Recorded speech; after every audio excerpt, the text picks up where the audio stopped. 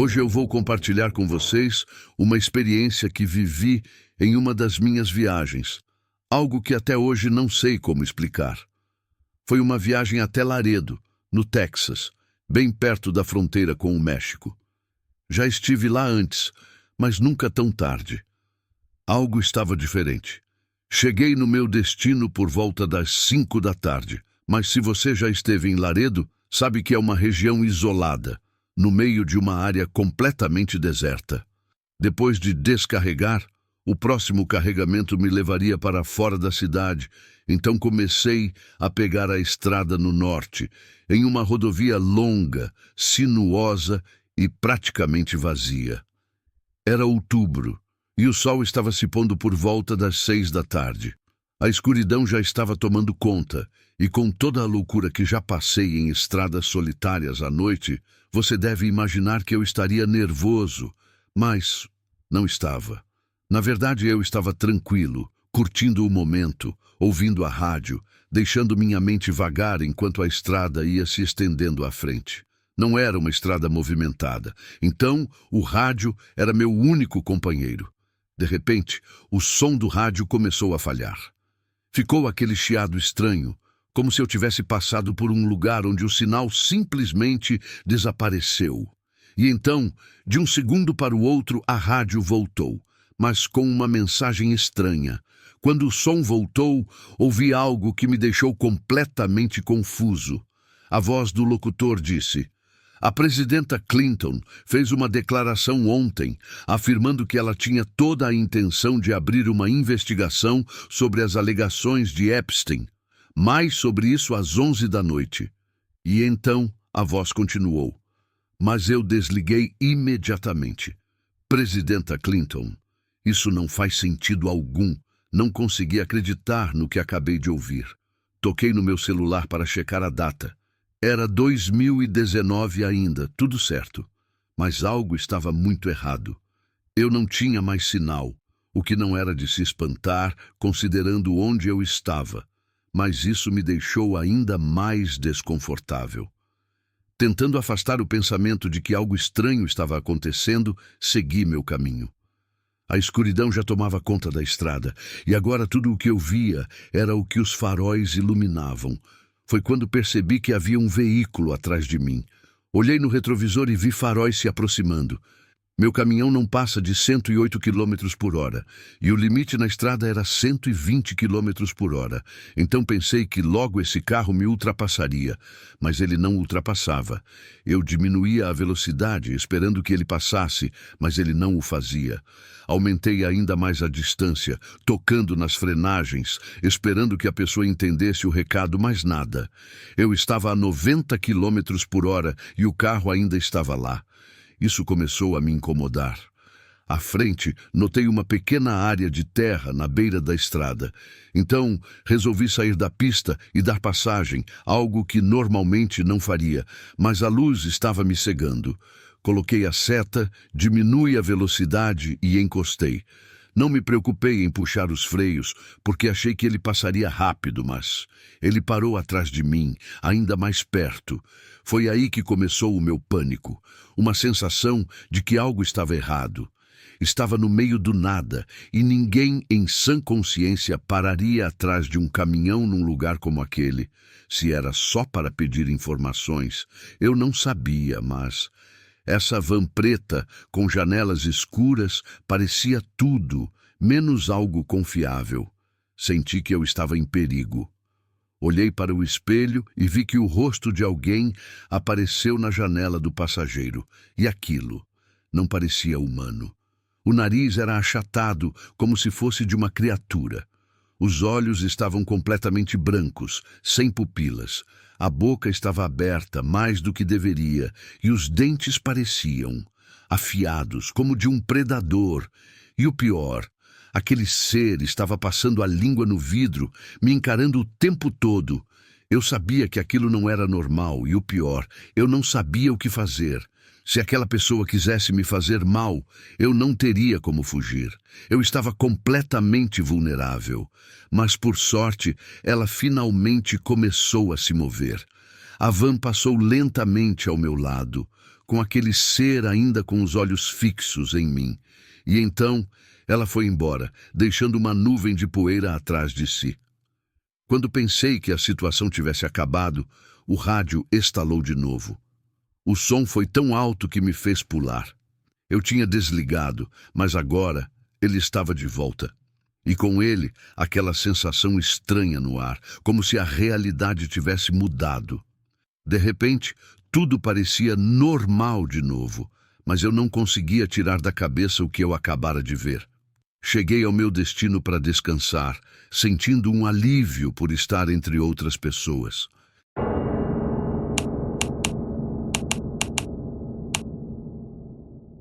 Eu costumava dirigir para uma empresa de autopeças muitos anos atrás.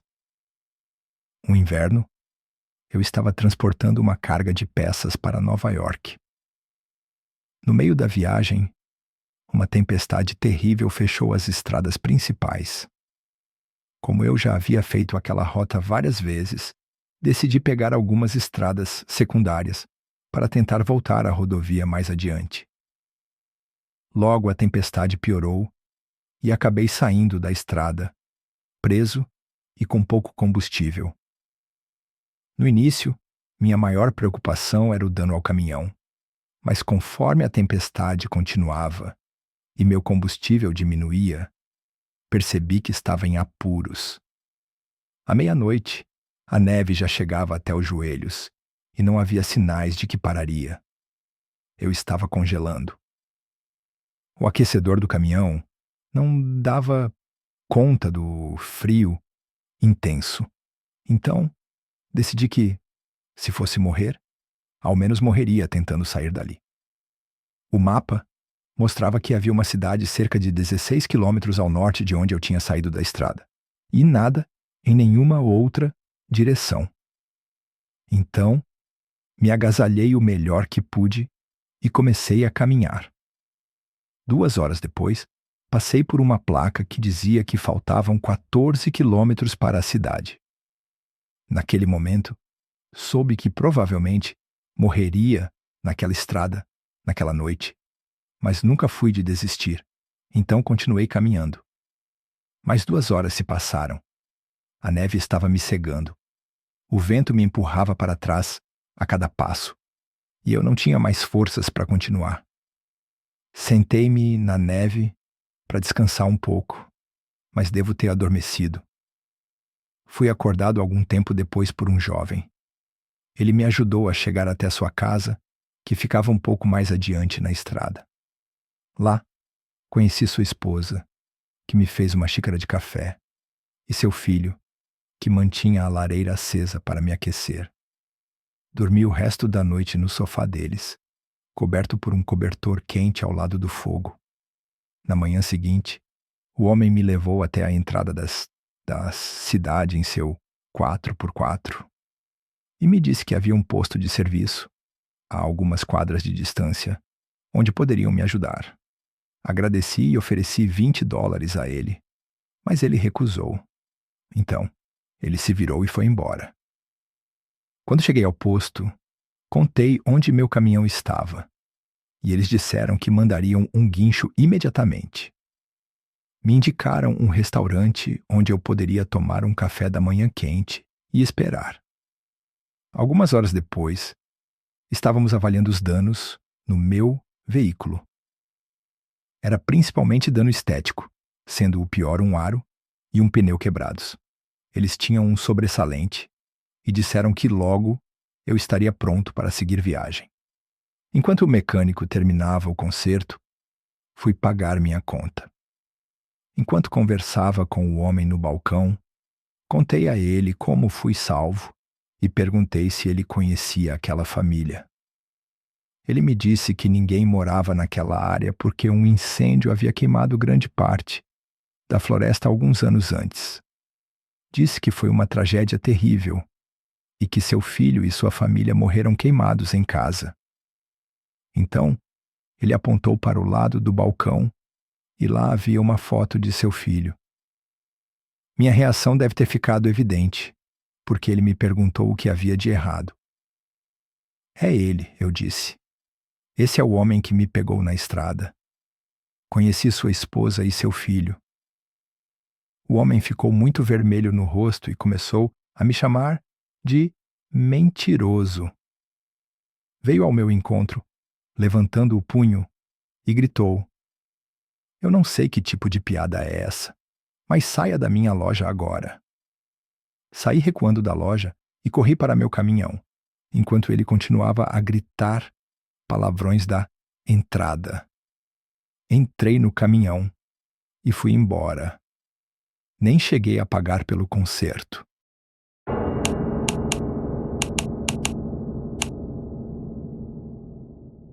Era uma noite escura e a lua mal aparecia por trás das nuvens espessas. O vento frio sussurrava entre as árvores da antiga floresta, um lugar cercado de mistério e temor. Diziam que quem se atrevesse a entrar lá à noite nunca mais voltaria. Mateus, um jovem aventureiro, sempre foi cético em relação a essas histórias.